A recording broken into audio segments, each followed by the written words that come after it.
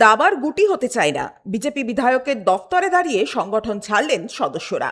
বাংলা ভাষা ও বাঙালির সংস্কৃতি রক্ষার দাবিতে গড়ে ওঠা বাংলা পক্ষে বড়সড় ভাঙনের দাবি। পাণ্ডবেশ্বরে একসঙ্গে প্রায় 50 জন সদস্য সংগঠন থেকে ইস্তফা দিলেন।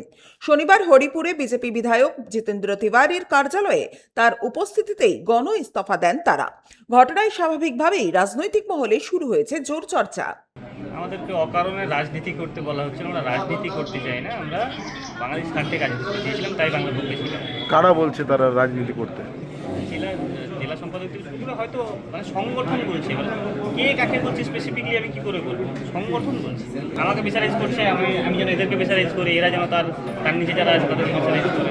জেলা সম্পাদকের হাতে আমরা জেলা সম্পাদককে মেল করে দেবো। এখানে আমরা এখন সবাইকে সাইন করালাম, আমাদের ছেলেমেয়ে নিজেরা সাইন করলাম এবং আমাদের পশ্চিম বর্ধমান জেলা সম্পাদককে আমরা মেল করলাম। প্রলয় বন্দ্যোপাধ্যায়, 99 নিউজ বাংলা, পাণ্ডবেশ্বর।